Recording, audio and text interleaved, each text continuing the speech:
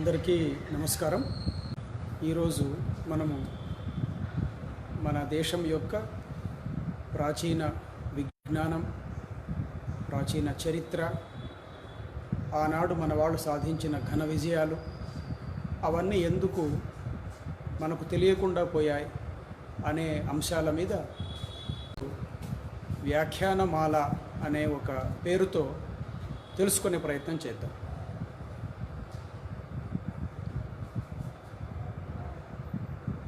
Corona వ్యాధి వచ్చింది కదా అని కాలచక్రం ఆగదు, అది ముందుకు వెళుతూనే ఉంటుంది.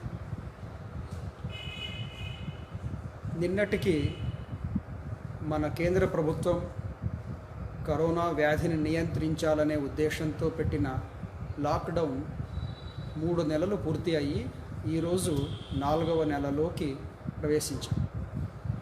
అంటే సుమారుగా 90 నుండి 92 రోజులు మనం లాక్డౌన్లో ఉంటున్నాం. ఎంతో విలువైన కాలాన్ని మనం కోల్పోయినట్టుగా అనిపిస్తుంటుంది. కానీ ఈ కాలంలోనే, ఈ విలువైన సమయంలోనే మనకు తెలియని ఎన్నో విషయాలు తెలుసుకునే ప్రయత్నం చేస్తే ఇదంతా పూర్తి అయ్యాక ఆ లాక్డౌన్ సమయంలో ఎన్నో కొత్త విషయాలు తెలుసుకున్నాం అనే ఒక సంతృప్తి, సాటిస్ఫాక్షన్ మనకు ఉంటుంది. ఆ విషయాలేవో మన దేశానికి సంబంధించినవి, మన చరిత్రకు సంబంధించినవి. ఇంతవరకు మనకు కళాశాలలు, విశ్వవిద్యాలయాలు, పాఠశాలల చరిత్ర పుస్తకాల్లో తెలియని విషయాలైతే మనకు ఇంకా ఎక్కువ సంతృప్తి కలుగుతుంది, కాదంటారా మిత్రులారా? భారతదేశంలో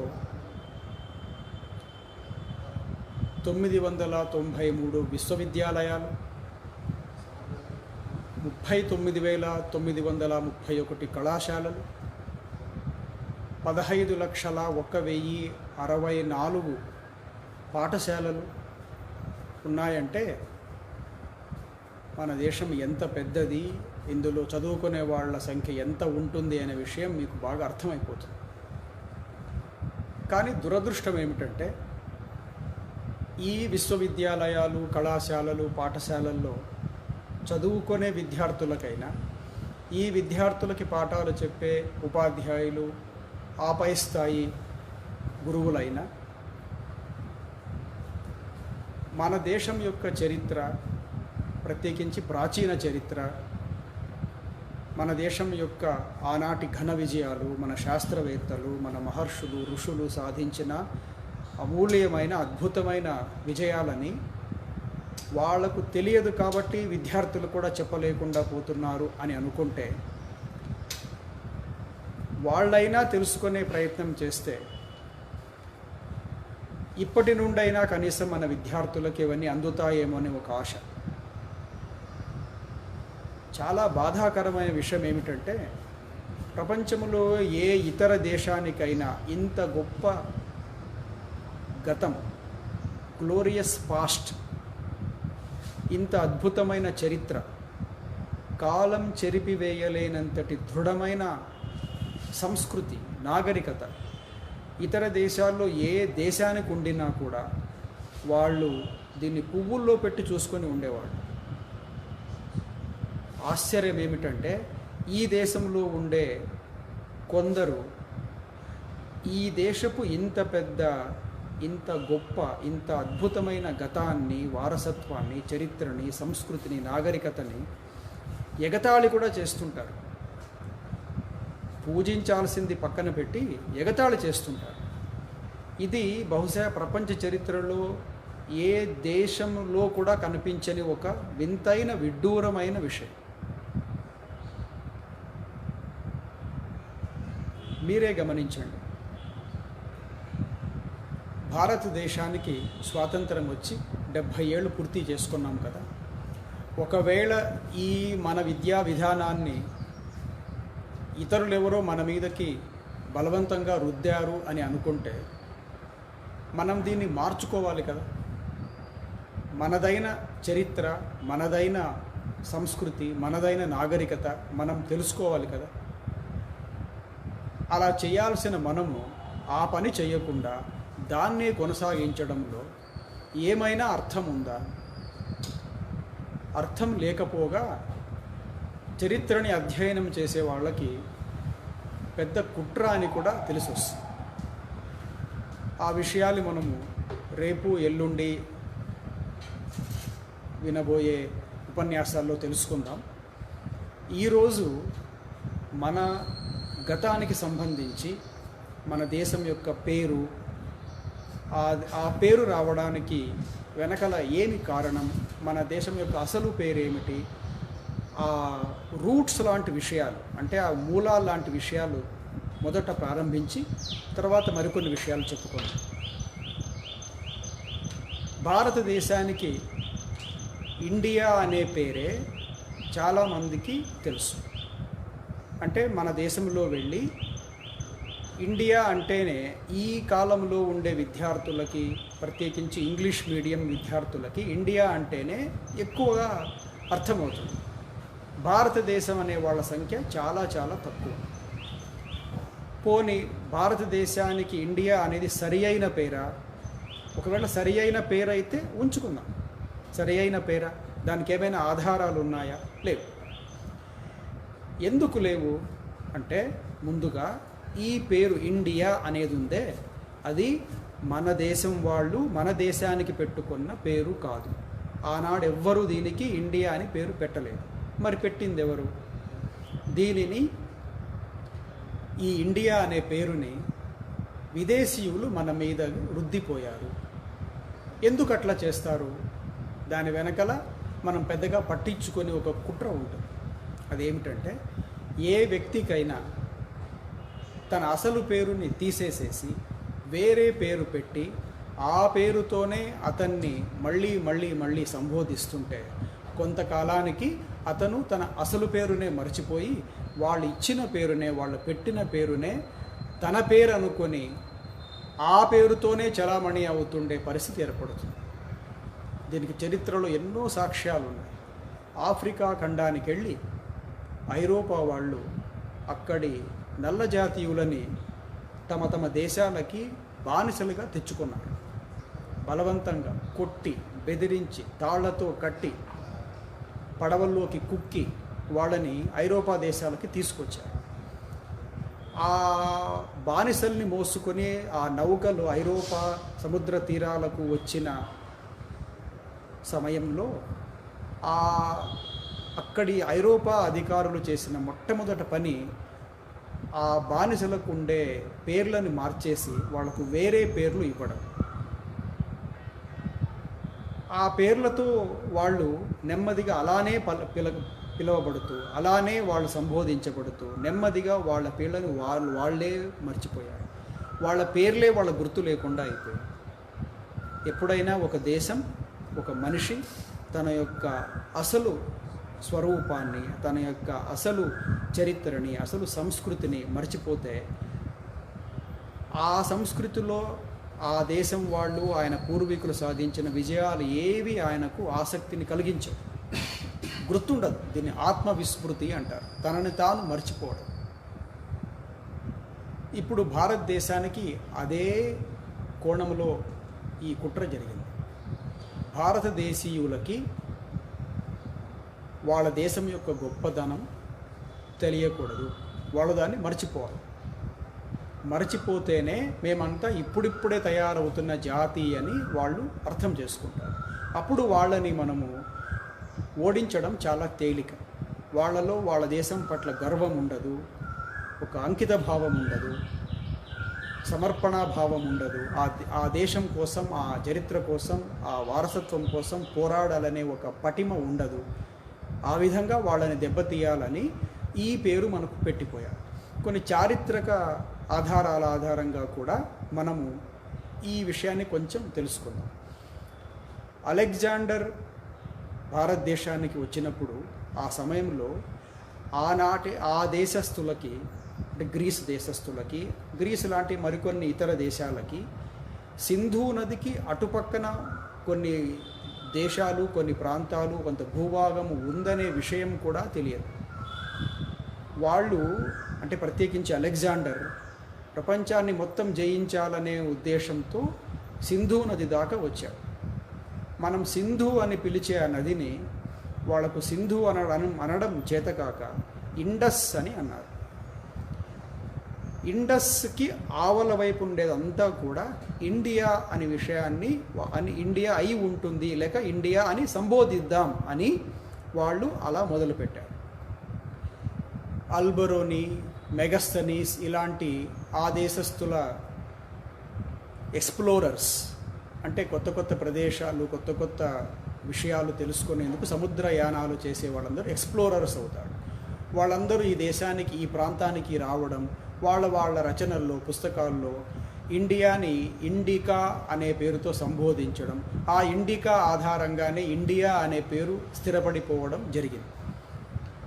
ఉండనీలేండి, ఇండియానే ఉండని, దాందే ఉంది, ఎందుకు ఇప్పుడు గొడవ అని అనుకుంటే, ఇండియా అనే పేరుకు ఏదైనా ఒక నిర్ధారితమైన అర్థం ఉందా? సింధు అని పలకలేక కదా వాళ్ళు ఇండస్ అనింది. దానికి అంటూ ఏం అర్థం ఉండదు. కానీ దేశానికి ఉండే పేరుకి అర్థం లేకపోతే అసలు అది ఎంత అవమానం ఆ దేశానికి. అన్ని దేశాలకి వాళ్ళకుండే పేర్లకి ఏదో ఒక అర్థం ఉంటుంది. ఉదాహరణకు మీరు అమెరికా తీసుకోండి. అమెరికా అనే దేశానికి అమెరికా అనే పేరు రావడానికి అమెరిగో వెస్పుసి అనే ఒక వ్యక్తి కారణం. అతను ఒక ఇటాలియన్ దేశస్థుడు. అతను కూడా ఒక నావిగేటర్, అంటే నౌకల మీద ప్రయాణాలు చేస్తూ ఉంటాడు. ఆ వ్యక్తి, అలాంటి వ్యక్తులు మరికొంతమంది ఇటలీలో, ఇతర దేశాలలో ఆనాటి క్యాథలిక్ క్రైస్తవ రాజుల కింద బతకడం ఇష్టం లేక బతకడం కష్టమైతే వాళ్ళందరూ వదిలిపెట్టేసేసి ఎక్కడైనా వేరే భూభాగంలో జీవిద్దామా అని వలసపోయి వచ్చినవాడు. ఇంగ్లాండ్లో జేమ్స్ 1, జేమ్స్ 10 పరిపాలిస్తుండే రోజుల్లో ఆయన క్యాథలిక్, ఆయన పరిపాలనలో ప్రొటెస్టెంట్ క్రైస్తవులకి రక్షణ లేకపోతే ఈ ప్రొటెస్టెంట్ క్రైస్తవులు లేక ప్యూరిటాన్స్ అనే వీళ్ళు ప్రాణాలు అరచేతిలో పెట్టుకొని రాత్రికి రాత్రి రాజుకు చెప్పకుండా 5 మంది, 10 మంది, 15 మంది అట్లా ఒక్కో రాత్రి కొంతమంది ఇంగ్లాండ్ వదిలిపెట్టి వేరే ప్రాంతాలకు వెళ్ళిపోతారు. అలా వెళ్ళిన వాళ్ళు మొదట ఒక 3 కాలనీలుగా, ఆ తర్వాత 5, తర్వాత 7, తర్వాత 11, తర్వాత 13 కాలనీలుగా ఏర్పడతారు. ఈ 13 కాలనీలలో ఉండే ప్రొటెస్టెంట్ క్రైస్తవులు, రోమన్ క్యాథలిక్ రాజుకు భయపడి ఉండే క్రైస్తవులు అక్కడంతా గుడారాలు వేసుకొని నివాసం ఉంటున్నారు. వాళ్లకు దేశము, ఒక చిరునామా, ఒక గుర్తింపు ఏదీ లేని రోజులను. ఇదే పరిస్థితి ఎదుర్కొంటున్న ఇతర ప్రొటెస్టెంట్ క్రైస్తవులు కూడా అనేక దేశాల నుండి ఈ కాలనీకి రావడం జరుగుతుంది. ఇలా వీళ్ళ నంబర్ పెరుగుతూ ఉంటే ఇంగ్లాండ్కు అనుమానం వేస్తుంది. వీళ్ళందరూ ఒక ఎక్కువ సంఖ్యలో తయారయ్యి నా మీదకి దాడి చేస్తే ఎట్లాగా అని ఇంగ్లాండ్ భావించి, వాళ్ళు దాడి చేయకంటే ముందే మనమే వాళ్ళ మీద దాడి చేయాలని చెప్పేసి దాడి చేసే ప్రయత్నాలు మొదలు పెడితే, అప్పుడు ఆ 13 కాలనీస్లో ఉంటుండే అనేక దేశాల నుండి వలస వచ్చిన ఆ క్రైస్తవ జనాలకు ఒక వ్యక్తి సలహా ఇస్తాడు. మనమంతా ఆయుధాలు లేకుండా ఇలా కలిసికట్టుగా ఒక సైన్యం తయారు చేసుకోలేకుండా ఇలా విడివిడిగా ఉంటే ప్రమాదం. మనకంటూ ఒక గుర్తింపు, ఒక సైన్యం, ఒక రక్షణ వ్యవస్థ ఉండాలి, నడిపించాలి ఎవరైనా ఈ మొత్తం సైన్యాన్ని, ఈ మొత్తం సమాజాన్ని అంటే వాళ్ళు అదేదో మీరే చేయండి అంటే ఈయన సరే అంటాడు. ఆ అన్న వ్యక్తి పేరు అమెరిగో వెస్పుసి. అతని దేశం ఇంగ్లాండ్ కాదు, అతని దేశం ఇటలీ. ఆ ఇటాలియన్ వ్యక్తే, అమెరిగో వెస్పుసి అనే ఆ వ్యక్తి యొక్క పేరు కారణంగానే ఆయనే మొట్టమొదట ఈ ఐడియా ఇచ్చింది. కాబట్టి అమెరికా అనే దేశం భవిష్యత్తులో ఏర్పడబోతుంటే మనమంతా కలిసి మనకంటూ ఒక సైన్యం, ఒక గుర్తింపు, ఒక అస్తిత్వం ఉండాలి అంటే ఆ కలిసికట్టుగా ఉండే ప్రయత్నాలు చేయాలని చెప్పింది అతనే. కాబట్టి అతని పేరుతోనే అది చలామణి అవుతుంది. అట్లా అమెరికా అని రావడానికి ఒక అర్థం. చైనా తీసుకోండి.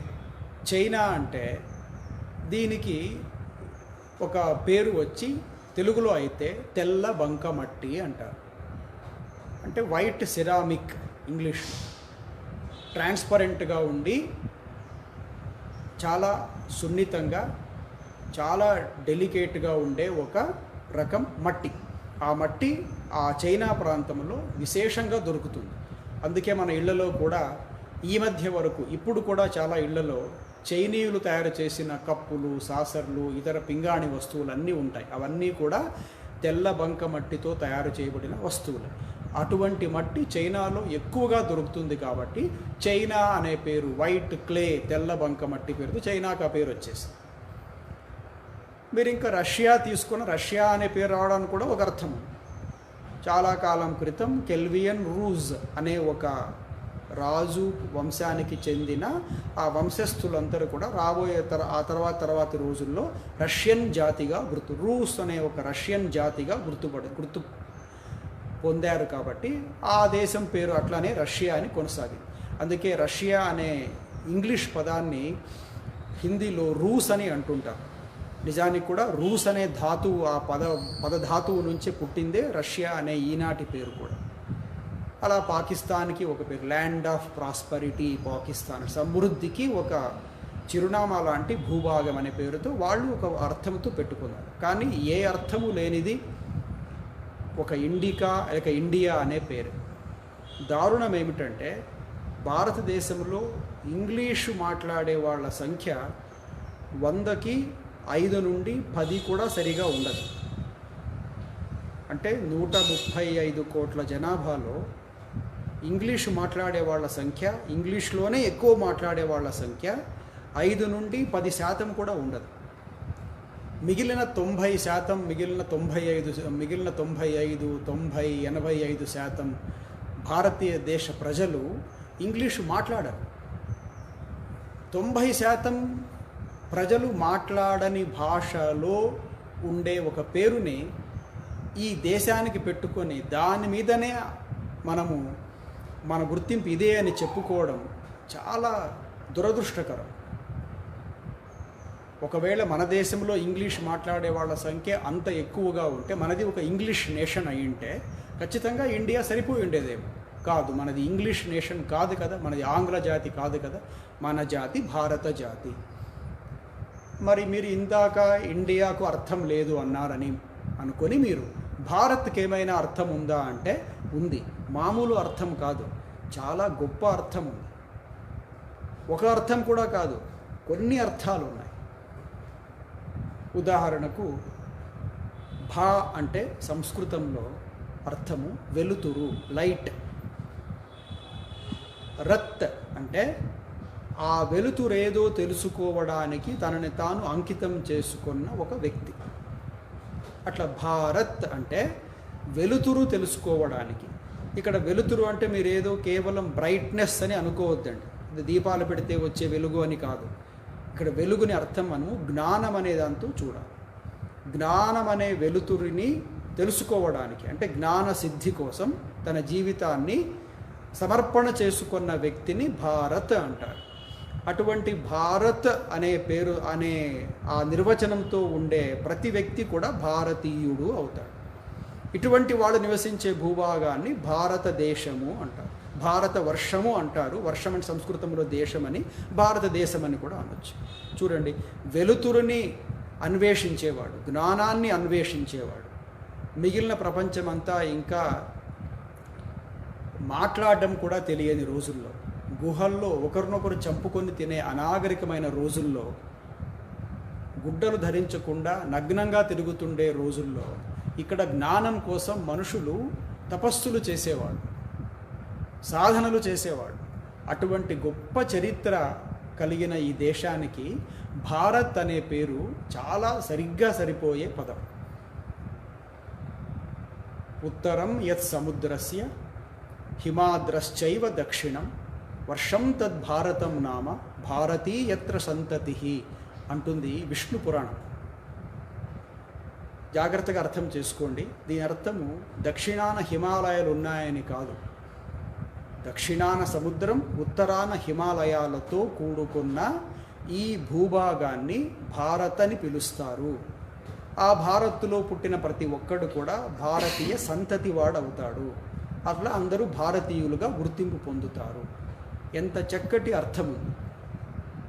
ఇదేదో ఇప్పుడు వచ్చిన శ్లోకం కాదు, విష్ణు పురాణంలో రాయబడిన ఒక శ్లోకం.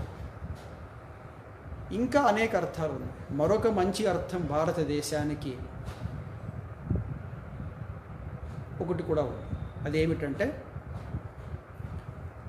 ఎవరైతే బ్రహ్మ విద్యను నేర్చుకోవడానికి చాలా ఆసక్తి చూపిస్తారో, ఆ బ్రహ్మ విద్య పట్ల చాలా మమకారాన్ని, గాఢమైన ఆర్తిని పెంచుకుంటారో అటువంటి వాళ్ళు కూడా భారతీయులు అని.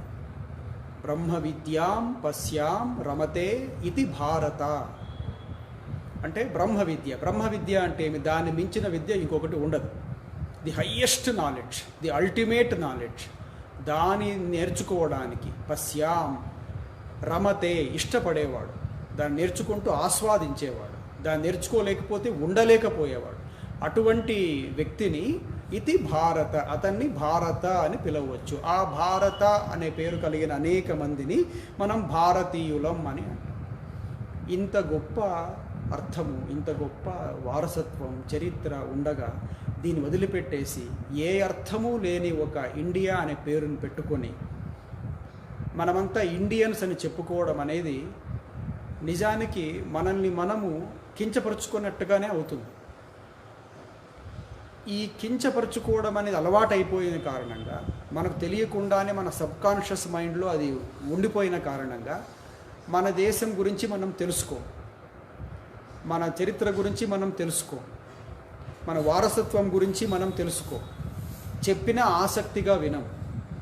ఇందాక మొదట్లో నేను చెప్పాను 993 యూనివర్సిటీస్ ఉంటే ఆ యూనివర్సిటీ స్టూడెంట్స్ దగ్గరికి వెళ్ళి, లేక వాళ్లకు లెసన్స్ చెప్పే ఫ్యాకల్టీ మెంబర్స్ దగ్గరికి వెళ్ళి, ఏమండి మన దేశానికి సంబంధించి పూర్వకాలంలో ఏమైనా గొప్ప సైన్స్, గొప్ప చరిత్ర, లేక ఇతర మ్యాథమెటిక్స్ లాంటి శాస్త్రాలలో బాగా పరిశోధనలు చేసిన వ్యక్తులు కొందరి పేర్లు మీరు చెప్పండి అంటే, దురదృష్టం అని చెప్పాలి, 100కు 90 మంది అటువంటి విద్యార్థులైనా ఆ పైవాళ్ళైనా చెప్పలేకపోతారు.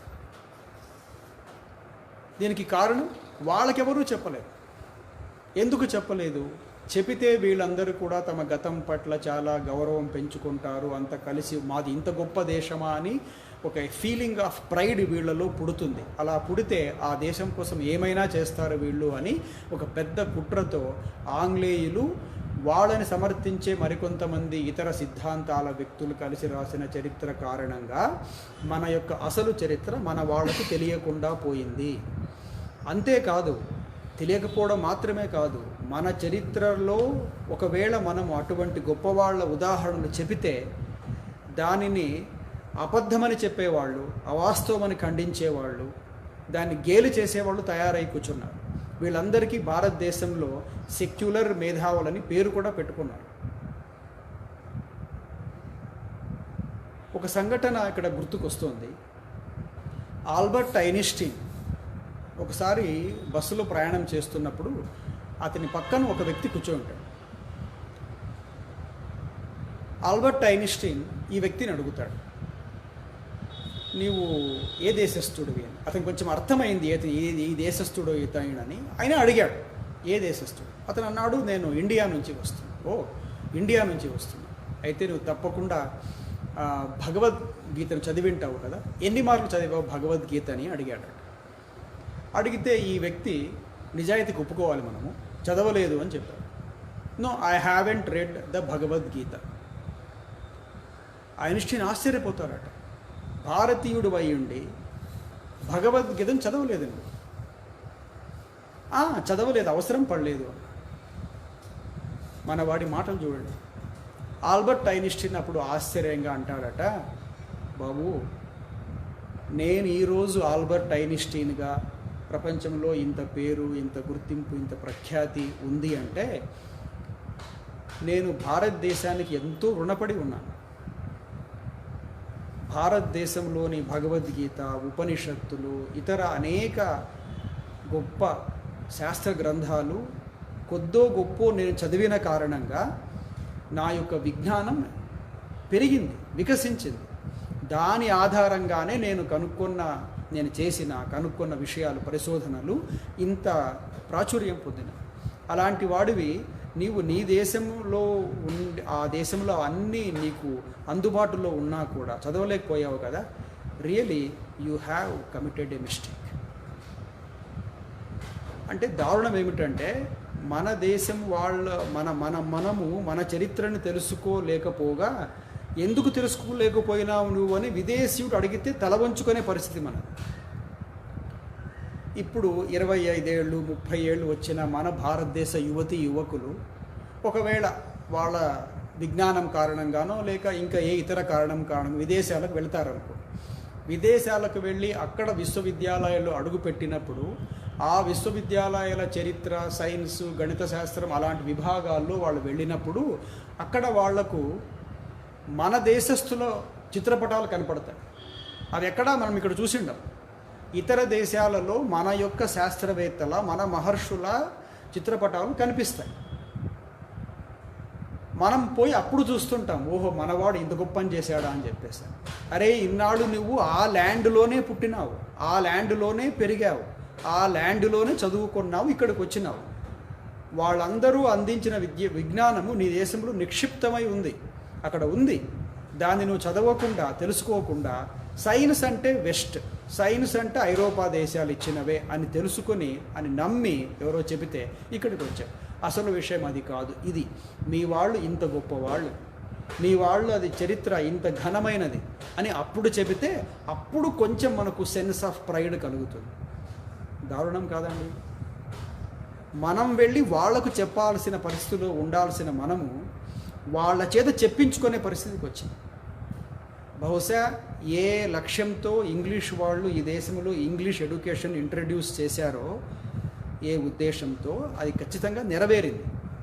మనం కేవలము చర్మపు రంగు, ఆహారం తీసుకునే పద్ధతులు లేక ముఖ కవళికలను బట్టి మాత్రమే మనము భారతీయులం అనుకోవచ్చు. కానీ అతి ముఖ్యమైన ఆలోచనల విధానంగా, ఆలోచనల పరంగా, మన యొక్క ప్రపంచాన్ని చూసే దృక్కోణంలో మనం ఏనాడో విదేశీయులం అయిపోయినాం. అందుకే మన మాతృభాషల్ని మనం గౌరవించుకో. మాతృభాష తెలియకపోతే మనకు ఆ మాతృభాషలో జరిగిన విశేషమైన పరిశోధనలు అవన్నీ కూడా తెలియవు. అనేక సందర్భాల్లో ఇది రుజువైంది. ఏ దేశం అయితే తనను తాను మర్చిపోతుందో ఆ దేశం కాలక్రమంలో దారుణంగా దెబ్బతినింది. అందుకే కదా బ్రిటిష్ వాళ్ళ చేతుల్లో 247 సంవత్సరాలు, అంతకుముందు ఇతర అరబ్బుల చేతుల్లో, ఇంకొక దేశం చేతుల్లో సుమారుగా 1000 ఏళ్ల బానిసత్వం మనం అనుభవించాల్సి వచ్చింది. ఇందుకోసమే ఏమిటి? మన యొక్క గతాన్ని మనం మర్చిపోయాం, మన ప్రాచీన వైభవాన్ని మనము పట్టించుకోలేదు. అనేక దేశాలు ఆ తప్పును దిద్దుకొని వెంటనే అవి పైకి ఎదిగాయి. మనం మాత్రం ఆ తప్పుని ఇంకా కొనసాగిస్తాం. పోని ఎవరిని అడిగారనుకోండి, మన దేశంలో అంతటి పరిశోధన, అంతటి చరిత్ర నడిచిందా, జరిగిందా అని అడిగితే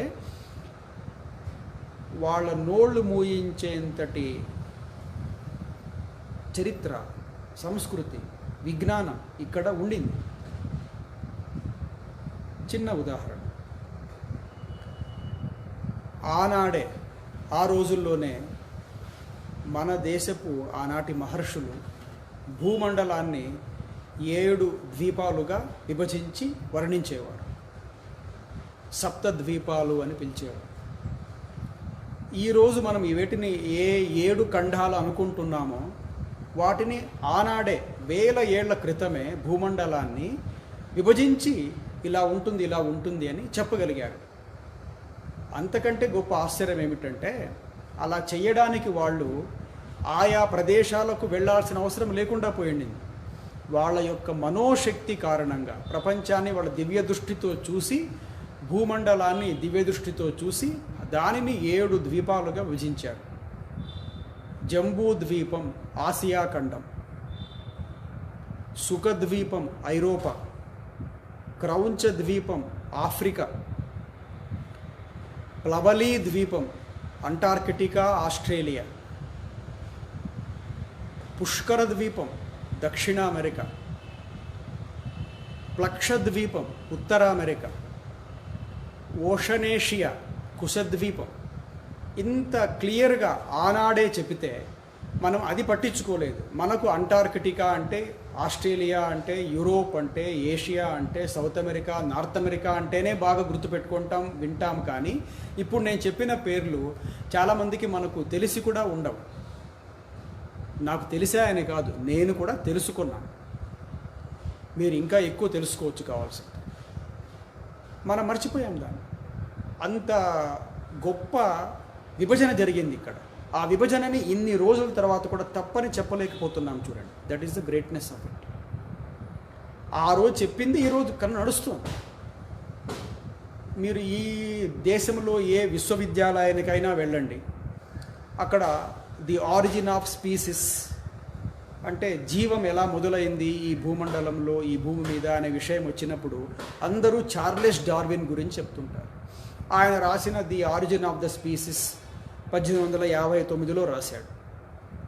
అందులో ఏమంటాడు ఆయన అంటే, మొదటగా జీవం అనేది నీళ్లలో మొదలయ్యింది, ఫిష్ రూపంలో మొదలైంది అన్నట్టుగా అక్కడ చెప్పుకుంటూ వస్తాడు. ఆ పుస్తకం రాయబడింది 1859వ సంవత్సరం. దానికి 1000 ఏళ్ళు క్రితం, ఇంకా ఎక్కువ, కనీసం 1000 ఏళ్ల క్రితం వేదవ్యాసుడు రాసిన పురాణంలో, విష్ణు పురాణంలో ఇదే మాట చెప్పబడింది.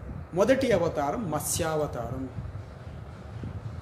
తర్వాత కూర్మావతారం, ఇవన్నీ వచ్చి యాంఫీబియన్స్ అంటే భూమి మీద ఉండగలుగుతుంది, తాబేల్ లాంటిది, నీళ్ళలోనూ ఉండగలుగుతుంది. అలా వచ్చి చివరికి మనిషి అవతారం అంటే రామావతారం దాకా వచ్చింది. ఆ తర్వాత ఇంకా ఎవల్యూషన్ అంటే చార్లెస్ డార్విన్కు కనీసం 1500 ఏళ్ళు, 1600 ఏళ్ల క్రితం మన మహర్షి చెప్పిన విషయాన్ని అనేక కారణాల చేత, కొంత ఆయన యొక్క విజ్ఞానం చేత, ఒక విదేశీయుడు చెప్పిన పుస్తకాన్ని మనము అథెంటిక్గా తీసుకుంటాం. కానీ దానికంటే వెనకాల జరిగిన మన యొక్క పరిశోధనని మనం పట్టించుకో.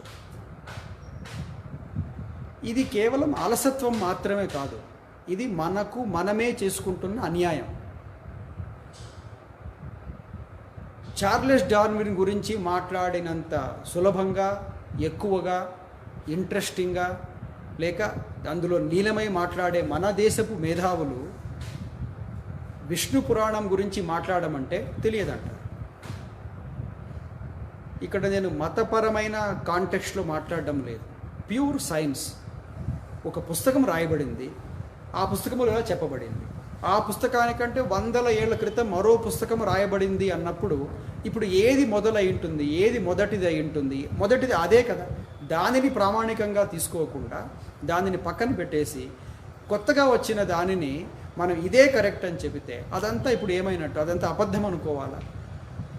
ఆ పుస్తకం ఏదో మన వాళ్ళు రాసింది అంటే దాన్ని ఇంకింత గౌరవంగా మనం చూసి చెప్పాల్సింది పోయి దాన్ని మనం పక్కన పెట్టేసి. చార్లెస్ డార్విన్ చాలామంది తెలుసు, బట్ వేదవ్యాసుడు ఆయన రాసిన విష్ణు పురాణం, అందులో జరిగిన ఆరిజిన్ ఆఫ్ స్పీసీస్ గురించి మనం పట్టించుకోవాలి. మనకు భరద్వాజుడు తెలియడు, వరాహమిహిరుడు తెలియదు, భాస్కరాచార్యుడు తెలియదు, శ్రీధరాచార్యుడు తెలియదు, ఆర్యభట్ట అవసరం లేదు, పాణిని మనకు గుర్తు కూడా ఉండడు. వీళ్ళందరూ ఎవరు? వీళ్ళందరి మీద ఇతర దేశాల్లో ఈనాడు పోటీ మీద జరుగుతున్నాయి, పరిశోధన పోటీ మీద జరుగుతున్నాయి. జర్మనీ, ఫ్రాన్స్ ఇట్లాంటి దేశాల్లో గొప్ప గొప్ప పరిశోధనలు జరుగుతున్నాయి. ఆ అన్ని పరిశోధనలు ఆ మహర్షులు పుట్టిన ఈ దేశంలో జరగడం లేదు. ఈ సందర్భంలో వోల్టైర్ అనే ఒక వ్యక్తి ఉండే ఒక సంఘటన గుర్తొస్తుంది. ఆయన ఫ్రాన్స్ దేశపు మేధావి, థింకర్ ఫ్రమ్ ఫ్రాన్స్. ఆయన ఒక చోట అంటాడు, all that is great with respect to science of all branches and of all human evolution, all that is noble, all that is great, all that is worthwhile has come from the banks of the Ganges.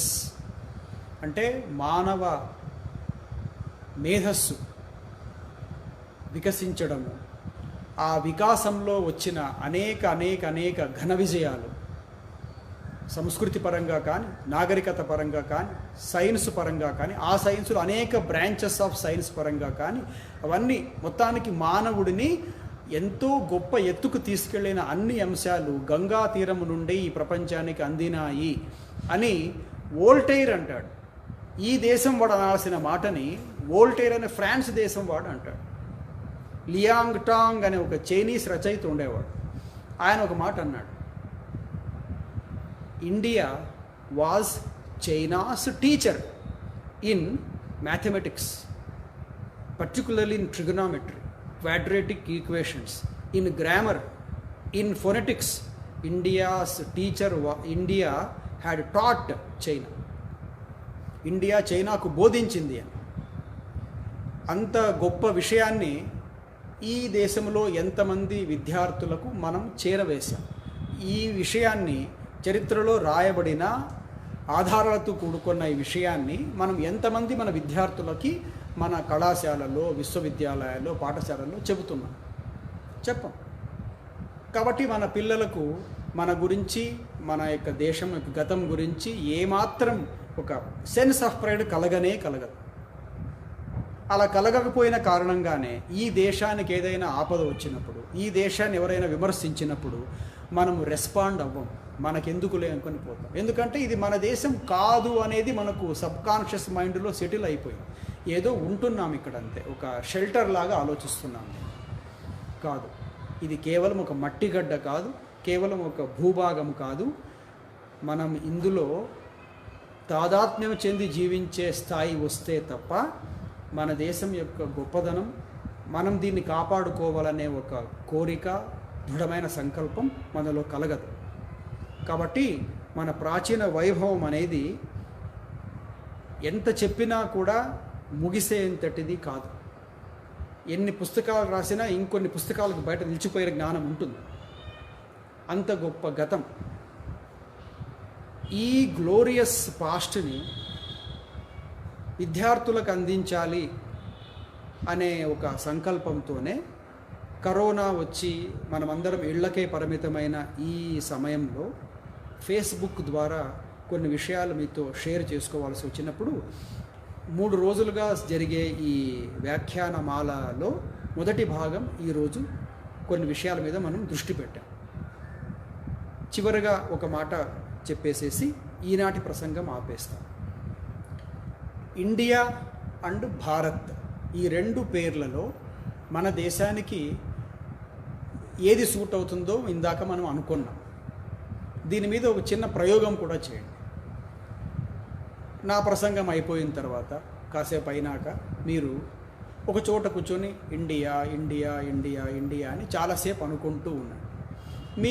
మీ దేహం, మీ శరీరంలో వచ్చే ప్రకంపనలని మీరు గమనించండి. ఏ ప్రకంపనలు రావు, మామూలుగా ఉండిపోతుంది. కానీ భారత్ భారత్ భారత్ అని అలానే, ఇంతకుముందు ఇండియా అని అంటారు కదా, అలానే అంతే సమయం భారత్ అనే పదాన్ని మీరు ఉచ్చరించండి. మీ శరీరంలో కలిగే ప్రకంపనలు వేరేగా ఉంటాయి. ఏ పదం అయితే, ఏ శబ్దం అయితే మన సిస్టమ్కి, అంటే లోపల మన సిస్టమ్కి అనుకూలంగా ఉంటుందో ఆ పదాన్ని మనము మంత్రం అంటాం. అందుకే భారతదేశంలో ఉండే భారత్ అనే మాట కేవలం పదం కాదు, 3 అక్షరాల పదం కాదు, అది it is a Mantra. Oscilloscope అనే ఒక పరికరం ద్వారా ఒక శబ్దాన్ని ఉచ్చరించినప్పుడు కలిగే రివర్బరేషన్స్ని, ప్రకంపనని నమోదు చేసుకోవచ్చు. అలా చేసితే వచ్చిన ఫలితం ఆధారంగా నేను మీకు ఈ మాట చెప్తున్నాను. ఇండియా అంటే ఆ యంత్రంలో మనకి ఏ రివర్బరేషన్స్ రికార్డు కాలేదు. భారత్ అని అంతే సమయం భారత్ అని పలికినప్పుడు మన శరీరంలో వచ్చిన మార్పులని ఆ యంత్రం రికార్డు చేసింది. అంటే మనము అన్నిటినీ యంత్రాల ఆధారంగా తెలుసుకుంటున్నాం కదా, ఆ యంత్రం కూడా చెప్తుంది మీ దేశానికి సరైన పేరు భారత్ రా బాబు, ఇండియా కాదు. కాబట్టి మన దేశానికి భారత్ అనే పేరు పెట్టుకోవడం అనేది, లేక ఆ పేరుని మనము గర్వంగా చెప్పుకోవడం అనేది కేవలం ఏదో శరీరంలో ఒక చిన్న మార్పు వస్తుంది అని మాత్రమే కాదు. అది కూడా కారణమే, కానీ దానికంటే ముఖ్యంగా భారత్ అనగానే మన యొక్క వెనకటి ఘనమైన గతమంతా ఒకసారి మన మనసులోకి వస్తుంది. మన వాళ్ళ విజ్ఞానం, మన వాళ్ళ త్యాగాలు, మన వాళ్ళ అంకితభావం, మన వాళ్ళ ఘనమైన పరిశోధనలు ఇవన్నీ వచ్చి మా దేశం ఇంత గొప్పదా అని ఒక సెన్స్ ఆఫ్ ప్రైడ్ మన దేశం పట్ల అది కలుగుతుంది. అది కలిగినప్పుడే మనము దీన్ని ఇంకా ముందుకు తీసుకెళ్లాలనే ఒక సంకల్పంతో జీవించగలుగుతాం. అలాంటి ఏ సంకల్పము, ఏ లక్ష్యము లేకుండా జీవించే బతుకుని మనము జీవించకూడదు.